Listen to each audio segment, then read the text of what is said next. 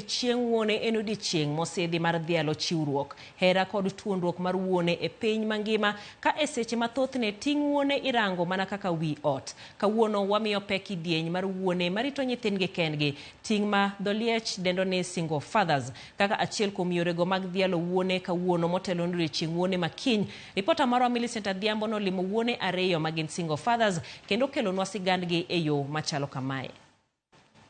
E piny mathoth ne ting' marito nyithindo, imenyo e nyong'ong' mar nywako lwedo, mar wuoro kod miyo.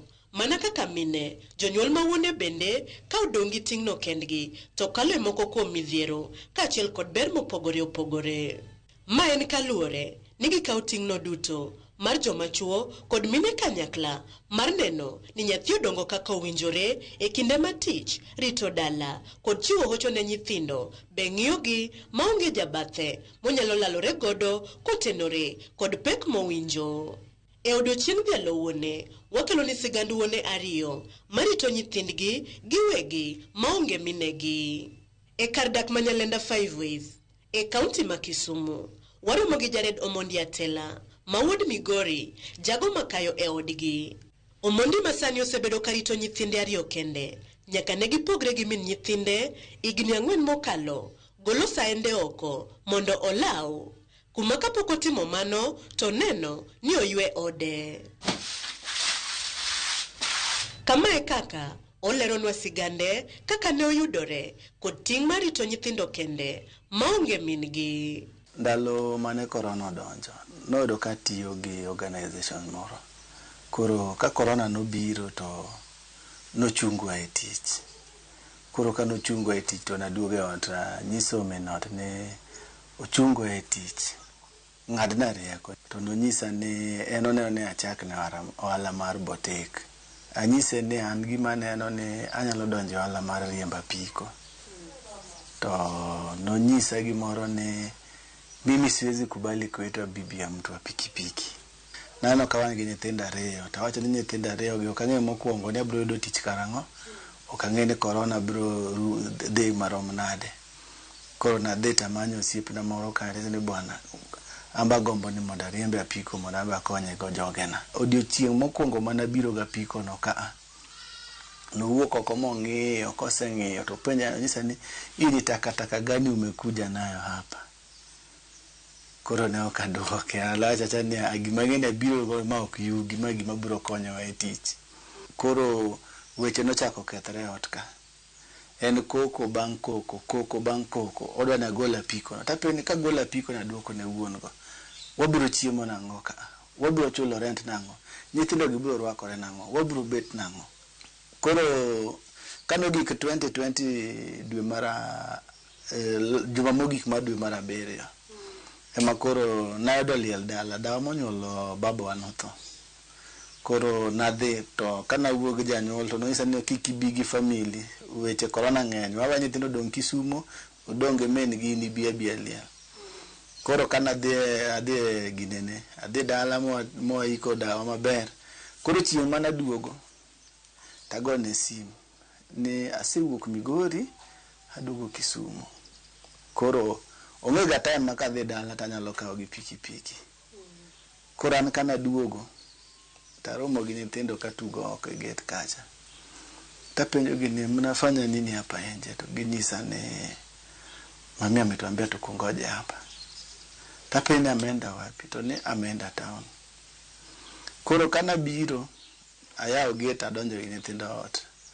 Ot noruenya.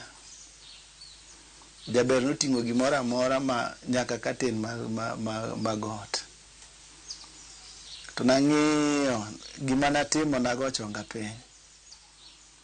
To nakwayo Nyasaye gimoro achiel, Nyasaye mokwongo miya chuny mang'ich.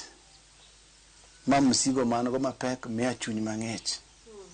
Kaso mar ariyo nanyiso Nyasaye miya rieko kaka dochako gi nyithindo ariyo gi. Komachielo kar dak onogo ma Nyalenda, e alwora ma Capital, waromo gi Benson Wasonga Mika, ma Homa Bay, nyathi achiel e odgi ka opusore, owuok tich oringo biro rango wuode mar ariyo mane oweyo ot ka dende lit.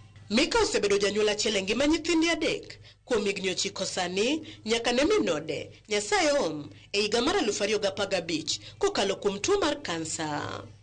Osedhach nade e hignigo duto gi nyithinde masani koro gin joma bet madongo. Isigo mapek ni noyuda nikech noweya gi nyithindo matindo. Nyathi achiel nowe ka nitiere nasari. Ma nyathino nasedhachgo masani ni form 1. Nyathi achiel nowe ka nitiere class 3. Ma en bet sani asedhach kode ni form 3. Machielo nowe ka dhi form 1. Ere kaka wuone ariyogi osebedo ka minore e kind tijegi kod rito nyithindgi. Nan nachiwo ga sa 10. Tachiwo taloso ne nyithindo chai. Kaseloso negi chai tawenegi akete njagi. Kasekete njagi to poti baweyo kaketo negi e dier ot ka. To nochuna makoro adhi anyiewo TV ma second hand. Koro aweya kawenegi ga cartoon ka ginyalo neno. Aweya ka cartoon ni on. Koro bar be seche moko nawenegi nono ma ginyalo tuga i compound ka.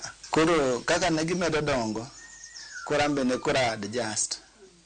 Koro adjust nikech kaka ne corona koro rumo, koro gichako dhi school. Koro na adjust, nachiwo gokinyi, aluokogi, kaseluokogi tamiyo aloso negi chai, taterogi e school. Koro sama gin e school no, niyudo ka ne gidwet e school chakre saa 1:30 okinyi nyaka saa 9.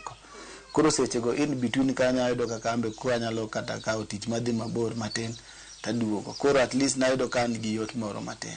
Apaka mage ma osebedo ka yiengogi e wuodhgi ni mar bedo wuoro kendo miyo e ngima nyathi. Gima koro hinyaga ni chuna ni nyaka ti for longer hours. Ka nyithindo osea school to magisebiro e ot to koro maseluokogi mamiyogi gimoro magimadho, koro awenegi TV. Tadhi atiyo nyaka saa 12 taduogo atero negi sapa. Koro sama ginindo no, an kidachaka dok e ndara kata nyaka saa 5-6 otieno. Kichago kwana nyithindo onego bed ni achulo negi fees, ambo onego bed ni achulo rent mara, wuon apiko onego bed ni achulo apikone. Ka in one parent to ionge gi advisor, nikech mama nyalo advise, in bi nyalo advise. To kama koro ichung' e kendi ng'ama nyang idhi ire mondo o advise koro ongi. Koro choni nyithindegi nyaka bed godo piny tipuonjori godo. Kachiel koni wa marach maber kik tim ma ka ketogi e bwo Nyasaye to ging'e wach Nyasaye. Ang'o ma osemiyogi minjing'o mar dhi nyime kod ting' makama kata obedo ni gikalo e apaka mopogore? To ere kaka gineno ni girito nyithindogi e yo malong'o mar miyo gidongi kaka nyathi owinjore odong, bed ni en gi janyuol achiel kata giduto? Gima konyaga sana ni my parents pod ngima. Ndise moko makogik e tielo 12 tagocho ne mama wa. To awuoyo kode, ong'ado na rieko nikech mama ben ng'at ma moware en pastor. Baba be seche moko agocho na nse ni baba ogore lok atim nang'o. Gima nawacho e chunya ni nyithindo gi ne ok ondikonwa barua ni mondo anyuolgi. Wan ema nanyuolgi out of our own volition. Ko number 1 nawacho ni ok nyithinda gima chamo ema gibiro chamo to ok gibi thagore. Ka piem mabiro modho tabiro modho kodgi. Magi jip majared kod Mika nigo ne jonyuol wetegi marito nyithindgi kendgi ka onge wuoro kata miyo. Nyithindo are very innocent in every disagreement. Kaw nyithindi kata ko weni nyithindi go kaw nyithindi go tibedgo. Iwacho ni kila mtoto anakuja na sahani yake. Sama neno kidonge nyithindi kamano, Nyasaye be yawoni yore to kendo miyi riekni mang'eny inyalo miyo kaka konyo nyithindi.